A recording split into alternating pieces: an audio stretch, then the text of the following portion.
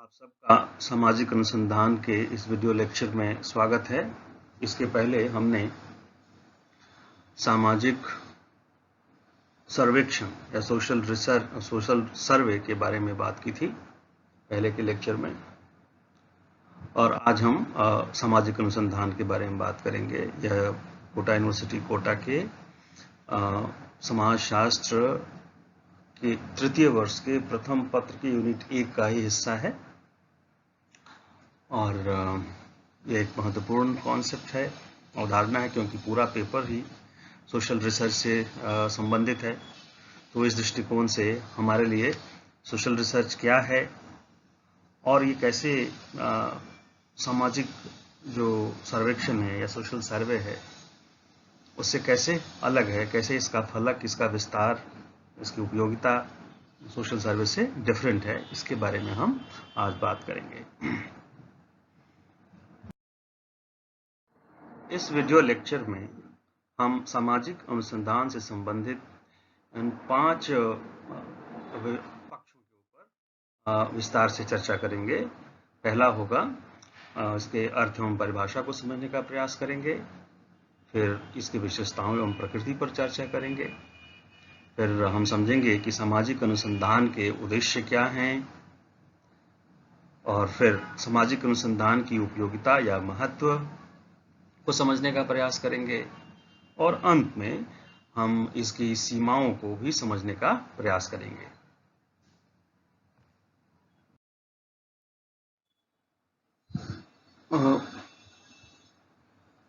मनुष्य जो है हमेशा से ही जिज्ञासु रहा है, और ये उसकी जिज्ञासा की प्रवृत्ति का परिणाम ही है कि हम अपने आसपास प्रकृति में और समाज में चीज़ों को ढूंढते हैं, देखते हैं, समझने का प्रयास करते हैं, उसके बारे में नवीन जानकारी एकत्रित करने की कोशिश करते हैं। और यह जिज्ञासा मूलतः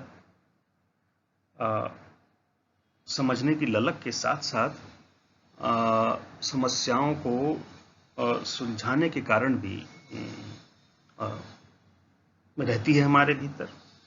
और अक्सर जब हम किसी भी चीज़ को बेहतर तरीके से समझते हैं, उसके विभिन्न अनछुए पक्षों को जब समझते हैं, तो उसका उपयोग मानव जीवन को और समाज को बेहतर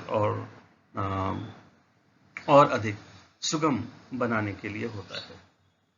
तो अनुसंधान से जब हम शब्द का प्रयोग करते हैं तो उसका हमारा तात्पर्य क्या होता है अनुसंधान का? सबसे पहला है कि नवीन जानकारी, नूतन ज्ञान की प्राप्ति, या अगर कोई उपलब्ध ज्ञान है पहले से हमें मालूम है तो उसकी व्याख्या करना, उसको और बेहतर तरीके से समझाना, उनकी इन पक्षों, आयामों को समझना। तो ये अनुसंधान होता है कि अनुसंधान के द्वारा नूतन ज्ञान की प्राप्ति करते हैं और जो उपलब्ध ज्ञान है उसकी व्याख्या करते हैं। तो यही अनुसंधान जब हम वैज्ञानिक पद्धतियों का उपयोग करके, वैज्ञानिक उपकरणों और सिद्धांतों और प्रक्रियाओं को प्रयोग में लेते हुए जब हम ये अनुसंधान करते हैं, कोई भी नवीन ज्ञान प्राप्त करने का प्रयास करते हैं, व्याख्या करते हैं, तो उसे हम वैज्ञानिक अनुसंधान करेंगे। हमने देखा अनुसंधान, दूसरा वैज्ञानिक अनुसंधान। इसी क्रम में हम ये समझने की कोशिश करें कि सामाजिक अनुसंधान क्या है। तो सामाजिक अनुसंधान के लिए मोजर ने जो परिभाषा दी है अपनी पुस्तक research methods in social relations में, उन्होंने कहा कि सामाजिक घटनाओं और समस्याओं के संबंध में नवीन ज्ञान प्राप्त करने के लिए दो बातों के ऊपर स्ट्रेस दिया। क्या? सामाजिक घटनाओं और सामाजिक समस्याओं, दोनों ही चीजें हो सकती हैं, उनके बारे में जो भी हम नवीन ज्ञान प्राप्त करने के लिए जो अन्वेषण कार्य करते हैं या किया जाता है, उसे सामाजिक अनुसंधान कहते हैं। पीवी यंग क्या बोलती हैं? उन्होंने अपनी पुस्तक scientific social survey and research में लिखा कि सामाजिक अनुसंधान को ऐसे वैज्ञानिक प्रयत्न के रूप में परिभाषित किया जा सकता है जिसका उद्देश्य तार्किक एवं क्रमबद्ध पद्धतियों के द्वारा नवीन तथ्यों की खोज अथवा पुराने तथ्यों की परीक्षा और सत्यापन, उनके क्रमों, पारस्परिक संबंधों, कार्यकरण की व्याख्या एवं उन्हें संचालित करने वाले स्वाभाविक नियमों का विश्लेषण करना है। आप देखिए दोनों ही परिभाषाओं में जो कॉमन बात है वो ये है कि या तो नवीन ज्ञान प्राप्त करना उद्देश्य है या करने के लिए हम अनुसंधान करते हैं, या हम जो पहले से ज्ञान प्राप्त है उसके बारे में जानना, उसको व्याख्यायित करना। दूसरा कि जो भी सामाजिक अनुसंधान है वह उसकी ये शर्त है, दोनों ही परिभाषाओं में ये रेखांकित किया गया है कि इसे हम कैसे करते हैं, वैज्ञानिक तरीके से करते हैं। और वैज्ञानिक तरीके से करने के लिए क्या चीज़ें हैं कि हम इसको वैज्ञानिक पद्धतियों का प्रयोग करते हैं, इसे हम तार्किक तरीके से और क्रमबद्ध तरीके से करते हैं, और उनमें कार्य कारण संबंधों की व्याख्या करते हैं। और इन सब के द्वारा, इन सामाजिक अनुसंधान के द्वारा हम समाज के जो स्वाभाविक नियम हैं, समाज जिन नियमों के द्वारा चलायमान है, समाज में जिस कारण से व्यवस्था बनी हुई है, उस अंतर्निहित नियम को, उस चीज को समझने का प्रयास करते हैं हम सामाजिक अनुसंधान के माध्यम से। तो हम कह सकते हैं कि सामाजिक अनुसंधान क्या है? सर्वप्रथम एक वैज्ञानिक प्रयत्न है, एक सुनिश्चित कार्य पद्धति है, परीक्षण या खोज है जिसका उद्देश्य सामाजिक परिस्थितियों, सामाजिक प्रघटनाओं, समस्याओं, प्राकल्पना आदि से संबंधित तार्किक तथा क्रमबद्ध व्यवस्था के द्वारा, प्रक्रिया के द्वारा नवीन तथ्यों की खोज करना है तथा पुराने तथ्यों का परीक्षण करना है और उनका सत्यापन और सामान्यीकरण करना है। इसमें तथ्यों का परीक्षण, संकलन, वर्गीकरण, विश्लेषण और सामान्यीकरण करते हुए नए सिद्धांत का निर्माण या पुराने सिद्धांतों की जांच किया जाना भी सम्मिलित है। सामाजिक अनुसंधान की प्रकृति एवं विशेषताएं।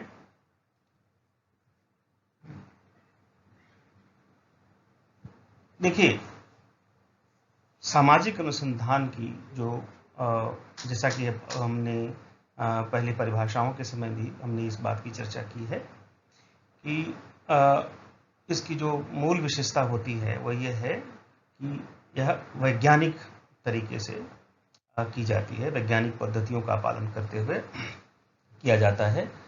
तो इसकी मूल प्रकृति वैज्ञानिक है और उसमें हम क्या क्या करते हैं, इस अनुसंधान में कौन कौन से पक्ष हैं, है ना, उसके बारे में हम चर्चा करते हैं। तो पहला ये कि हम सामाजिक अनुसंधानों के द्वारा प्राकल्पनाओं की जांच करते हैं। प्राकल्पना क्या है हम आगे और विस्तार से पढ़ेंगे, लेकिन अभी संक्षेप में हम इसे समझ लें। प्राकल्पना का मतलब होता है कि आपके अनुसंधान से संबंधित जिन भी चरों के बारे में आप अध्ययन कर रहे हैं, जिनके बारे में जानकारी प्राप्त कर रहे हैं, तो जो आपका जो मेन प्रॉब्लम है, जो मेन समस्या है अध्ययन की, जिसका जो मुख्य चर है, उस चर का संबंध अन्य चरों के साथ है ना। सो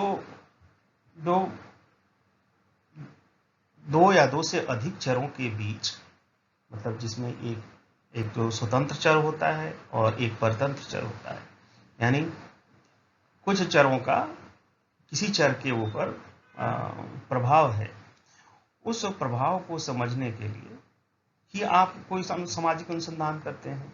कार्य कारण संबंध तभी उद्घाटित होंगे। तो जो कार्य कारण संबंध हैं, उन संबंधों की कल्पना प्रारंभ में ही कर लेना। जो भी आपका ज्ञान है या अनुभव है, क्षेत्र का अनुभव है, जो समझ है, जो अब तक आपने अध्ययन किया, उसके आधार पर उन चरों के बीच आप पहले से ही संबंधों की एक पूर्व कल्पना कर लेते हैं। उसे हम प्राकल्पना कहते हैं। और वो पूर्व कल्पना कार्य कारण संबंध के रूप में होता है, और हम सामाजिक अध्ययनों के माध्यम से तथ्यों को एकत्रित करके उनका विश्लेषण करके वो जो पूर्व निश्चित जो संबंध हैं जो आपने प्रारंभ में कर लिए थे प्राकल्पना के रूप में, उनको सत्यापित करने का प्रयास करते हैं कि जो प्राप्त जो तथ्य हैं वह उनके समर्थन में है या उनका समर्थन नहीं करते। तो इससे पता चल जाता है कि आपने जो सोचा था, आपने जो प्राकल्पना की थी, वह सही है या नहीं है। अगर सही है तो ठीक है, अगर सही नहीं है तो आपको नए प्राकल्पनाओं का निर्माण करना पड़ेगा। तो इस प्रकार से जो सामाजिक अनुसंधान हम करते हैं उसकी जो पहली विशेषता है वो ये है कि हम प्राकल्पनाओं की जांच करते हैं। दूसरा, सामाजिक अनुसंधान दोनों ही किस्म के हो सकते हैं, व्यावहारिक और शुद्ध अनुसंधान। गुडेनहाइट ने 2 प्रकार बताए हैं सामाजिक अनुसंधानों के, एक व्यावहारिक एवं शुद्ध। शुद्ध का मतलब ये है कि जो भी आप अध्ययन कर रहे हैं, अनुसंधान कर रहे हैं, वह समाज के बारे में सामान्य नियमों की पड़ताल करता है। एक जनरलाइजिंग प्रिंसिपल्स इन थियरी की खोज के लिए उस अनुसंधान किए जाते हैं और उनके दीर्घकालिक उपयोग होते हैं, उनके सामयिक तात्कालिक उपयोग नहीं होते हैं। और व्यावहारिक जो अनुसंधान होता है वह इस प्रकार के सामाजिक अनुसंधान होते हैं जिनको जो किसी समस्या को दूर करने के लिए या उसको समझने के लिए या कोई समाज में विकास के लिए कोई कार्यक्रम बनाने के लिए व्यावहारिक स्तर पे उसका प्रयोगात्मक पक्ष क्या हो सकता है कि अनुसंधान के जो निष्कर्ष प्राप्त होंगे उन निष्कर्षों को हम तात्कालिक रूप से उनका उपयोग करेंगे। तो इस प्रकार के जो अनुसंधान होते हैं वो व्यावहारिक अनुसंधान होते हैं। तीसरा, हम सामाजिक अनुसंधान के भीतर, जैसा कि मैंने पहले ही कहा, प्राकल्पना की बात करते ही हमने इसकी चर्चा की थी कि हम सामाजिक अनुसंधान के माध्यम से विभिन्न चरों के बीच में कार्य और जो कारण है उनके बीच के जो संबंध हैं उन संबंधों को समझने का प्रयास करते हैं कि कोई घटना कैसे घटित हुई, कोई घटना और कोई चीज़ या कोई पक्ष समाज में है तो वो क्यों है, किस कारण से है, और यहाँ तक इस स्थिति तक कैसे पहुँचा। और फिर अगर हम इन तीनों चीज़ों को अगर हम समझ गए कि अगर हम उनके कारणों की पड़ताल कर ली, उसकी वर्तमान स्थिति की पड़ताल कर ली, उसके बनने की उस प्रक्रिया को समझ लिया, तो हम एक चौथी स्थिति में भी के लिए भी सक्षम होते हैं कि अब क्या होगा, यानी कि हम जो प्रेडिक्शन है, जो भविष्यवाणी है, उसको भी करने में सक्षम हो जाते हैं। तो कार्य कारण संबंधों का अध्ययन हम सामाजिक अनुसंधान के माध्यम से करते हैं। चौथा, जब भी हम कोई सामाजिक अनुसंधान करते हैं तो उसके भीतर वैज्ञानिक जो चरण है, वैज्ञानिक अध्ययन करने के जो अलग अलग स्टेजेस हैं, उन स्टेजेस का पालन करते हैं। जैसे सबसे पहले समस्या का चुनाव करना, क्षेत्र का चुनाव करना, अध्ययन की इकाइयों का निर्धारण करना, शोध के प्रारूप का निर्धारण करना, शोध में प्राकल्पना का निर्माण करना, फिर तथ्यों का संकलन करना, तथ्यों का संकलन करने के लिए प्रविधियों का निर्धारण करना और पक्षपात रहित तरीके से तथ्यों का एकत्रण करना, फिर उनका विश्लेषण करना, निष्कर्ष निकालना, सामान्यीकरण करना इत्यादि, जो किसी भी वैज्ञानिक अध्ययन के ये चरण होते हैं। सामाजिक अनुसंधान में हम इन वैज्ञानिक चरणों का पालन करते हैं। फिर तथ्यों की खोज, वो तथ्य जो समाज के बारे में नई जानकारी देते हैं या पहले से प्राप्त थे और उनके जो उन आयामों और पक्षों के बारे में जो ज्ञात नहीं था, पता नहीं था, उनके बारे में पता करना, तो हम ये भी हम सामाजिक अनुसंधान के माध्यम से करते हैं। फिर सिद्धांतों का परीक्षण, ये हम सिद्धांत का निर्माण भी करते हैं सामाजिक अनुसंधान के माध्यम से, और जो सिद्धांत पहले से निर्मित हैं, प्रयोग में हैं, उनका हम पुनर्परीक्षण भी नए जगह पर, नई स्थिति में, नए सेटिंग में नए तथ्यों के आलोक में हम करते हैं और ये समझने का प्रयास करते हैं कि जो सिद्धांत हैं वो वास्तविक रूप से इस नई विशेष परिस्थिति में लागू होते हैं अथवा नहीं होते हैं।